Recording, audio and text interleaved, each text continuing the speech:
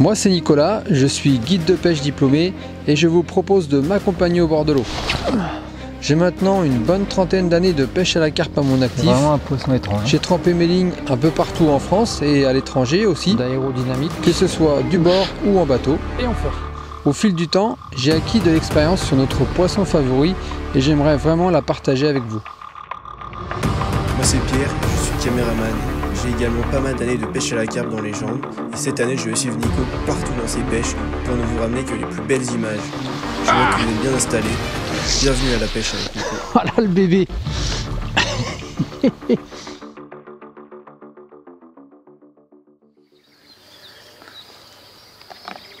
Bon, et maintenant que je viens d'amorcer avec mes bouillettes, je vais spoder du mélange. Donc plutôt de la particule là ce coup là. Donc vu que je peux pas l'expédier ni à la fronde ni au cobra, et ben je vais utiliser le sbomb. Donc la canne à sbomber c'est exactement la même que pour le marqueur. Donc avant de lancer, on mouille toujours son fil, ça évite qu'il y ait des échauffements et puis les anneaux, surtout la pointe. Donc là c'est une amorce qui a un coût de revient assez faible. Parce que quand on débute, on n'a pas toujours forcément des grosses finances. Donc je vais en expédier une dizaine de sbombes pour démarrer mon coup, mon amorçage. Et puis après, régulièrement, toutes les 30 minutes, je viendrai en rebalancer 3. Et puis s'il y a une touche, j'en rebalancerai 3, 4, 5. Et puis plus les touches vont s'accélérer, et plus je vais en envoyer. Puisque il faut continuer à intéresser les poissons qui viennent s'alimenter sur le coup. Donc pour lancer, je me mets exactement au même emplacement qu'où j'étais avec le flotteur marqueur. D'accord. Là je vais viser mon flotteur. Voilà. Tac, je tombe quasiment dessus. Je vais clipper, ça sera plus simple pour le lancer d'après. Je ramène.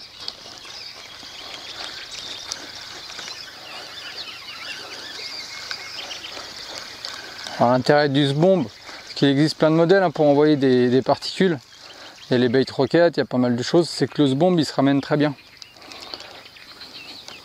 Et après il perd pas de la marchandise en l'air. Et ça c'est bien, parce que ça veut dire que tout tombe au bon endroit. Donc là je le remplis.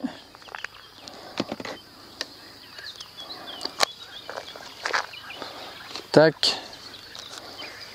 Voilà, je mets à peu près la moitié de la longueur de la canne entre le sbomb et le sion. Je me remets toujours au même endroit. Alors pour lancer, je mets mes pieds dans l'axe de là où je veux envoyer. Donc là en l'occurrence mon flotteur. Donc on va parler du lancer, on va dire de base. Le bras droit qui tient le moulinet bien tendu. Le bras gauche lui aussi va être tendu, mais il va tirer la canne vers moi pour finir dans cette position. Donc ce bras il est toujours resté tendu, c'est l'axe de pivot de la canne et celui-ci a tiré la canne vers moi. Voilà le geste de base pour lancer que je vous invite à répéter des dizaines et des dizaines de fois pour gagner en distance et en performance de lancer, en précision. Voilà, je vérifie que mon pick-up est bien ouvert et je lance. Voilà, tac, ça tombe pile poil sur le flotteur.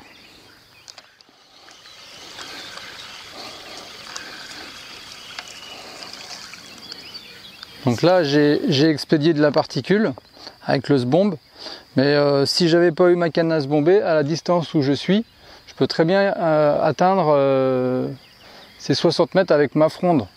Donc là en fait ce que j'aurais fait, c'est que j'aurais gardé mon mélange, mais j'aurais mis plus d'eau, voire de l'eau chaude dedans, pour le mouiller, le rendre collant, de manière à pouvoir réaliser des boules. En fait avec tous les petits pelets qui auront commencé à fondre, ça va faire un genre de pâte. On aurait pu aussi rajouter des farines, des amorces spécialement conçues pour la pêche de la carpe par exemple, qui auraient eu un effet liant.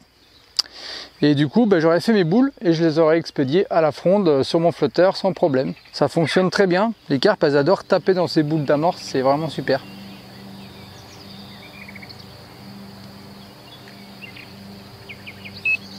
Départ.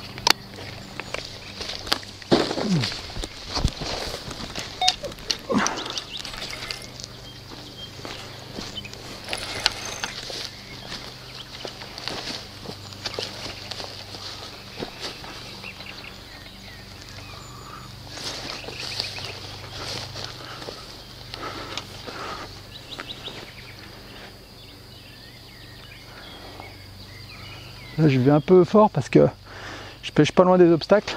Là, une petite pop-up fraise 6 zones, super. Là ça y est, on va dire qu'elle est sortie des obstacles. Maintenant faut pas qu'elle aille attraper autre chose. La ligne était replacée il y a moins d'1 heure. Et je venais juste d'envoyer des bombes. Comme quoi, hein, quand on pense que ça leur fait peur, l'impact du bombe, même là il y a 1 mètre d'eau. Donc ça les dérange pas. Elles s'écartent certainement au moment où ça tombe. Mais après elles reviennent rapidement. J'espère qu'elle va pas trouver la petite branche là, comme l'autre là. On va arrêter de les perdre.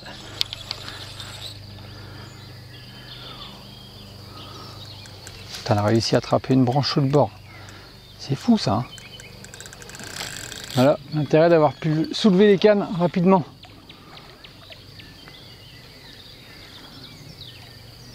Une démonstration en image. Elle a fait un bon vieux tour dans le mauvais sens. Allez, emballe. Encore. Eh bien mon Pierrot. Ouais. Yes. Ouh, c'était pas gagné, ça fait plaisir. Parce que ça fait un petit moment qu'on a joué de malchance. One bip. Là ce qui est bien c'est que j'étais juste à côté de mes cannes, j'ai pu réagir vite. Et ça c'est vrai que c'est une habitude qu'il faut essayer de prendre quand on démarre la pêche à la carpe, parce que souvent on a tendance un peu à se balader, à être un peu loin de ses cannes, parce que voilà, on s'impatiente un peu. Et quand ça part, des fois, le temps d'arriver aux cannes, et puis c'est trop tard.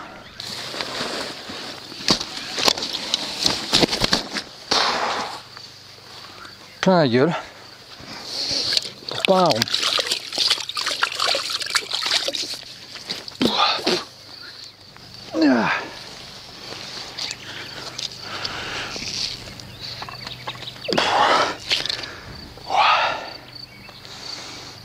Ah bah écoute, ça va faire 20 tours cette affaire. Voilà, c'est un très joli poisson. Alors c'est sûr que pour débuter, il ne faut pas s'attendre à sortir ça à tous les coups de ligne, évidemment. Sinon on va être vite déçu. Mais ça fait quand même bien plaisir.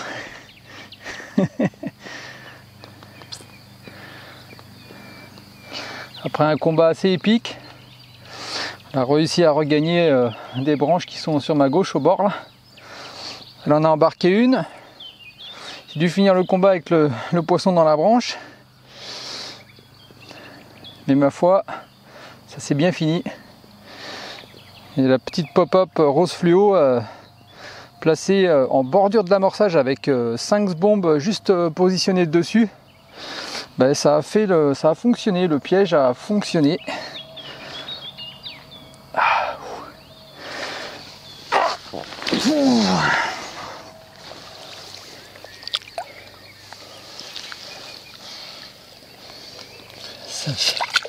Ça c'est le moment qu'on apprécie tous, la remise à l'eau de la bête.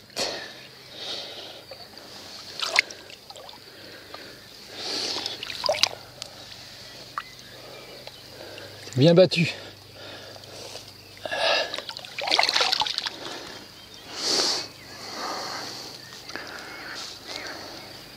Chasse l'air qui est dans ses ouïes.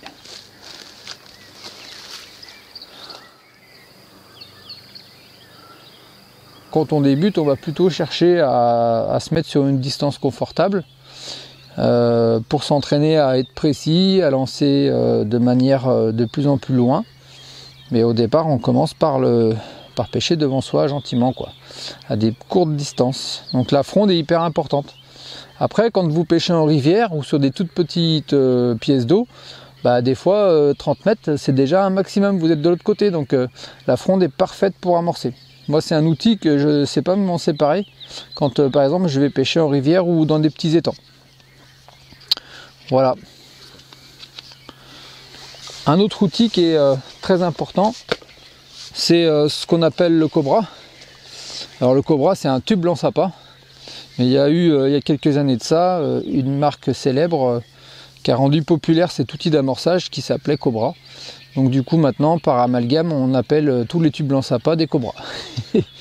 Donc celui-là je l'ai un peu tuné, mais c'est un vrai Cobra d'origine que j'ai repeint et où j'ai mis une poignée en cuir comme ça parce que je trouvais que c'était plus confortable. Voilà. Alors ça demande bien sûr comme les autres outils d'amorçage un peu d'apprentissage. Voilà, pour être précis, pour arriver à atteindre des bonnes distances. Il en existe des plus grands pour lancer plus loin mais qui sont plus fatigants. Donc tout ça c'est des gestes sportifs et comme tous les gestes sportifs il faut s'entraîner régulièrement pour réussir à s'améliorer et à moins se fatiguer. Voilà.